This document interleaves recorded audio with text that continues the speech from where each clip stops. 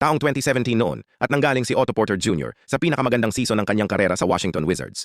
May average na 13.4 points kada laro at 43% sa 3-pointers, ika-4 sa pinakamagaling sa buong liga. Pero walang inaasahan ng Brooklyn na maisusuot nila sa kanya ang kanilang jersey. Na-reject na ang Nets sa 3 magkakasunod na restricted free agents. Kaya sa pagkakataong ito, gumawa sila ng alok na talagang masakit. Naglagay sila ng 15% trade kicker, player option sa huling taon at panuntunang nagpapatupad na bayaran agad ang kalahati ng taunang sahod ni Porter tuwing Oktubre. Tinapatan pa rin ito ng Washington, kaya si Porter ang naging pinakamataas ang sahod sa kanila, naungusan pa sina John Wall at Bradley Beal. Pero ang bitag ng Brooklyn ay pumuputok pala paglipas ng 18 buwan. Tumaas ang sahod ni Porter sa 26 million at naging 27 million. At habang nanatili siyang magaling na shooter at defender, higit pa doon ang kailangan ng Washington mula sa isang max contract. Enero ng 2019 nawala ang kanyang starting spot at nahaharap ang kuponan sa luxury tax bill na halos $9 million.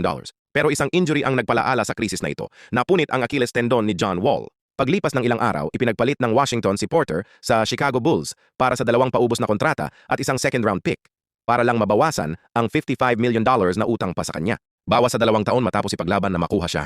Ipinamigay lang nila ito ng halos walang kapalit.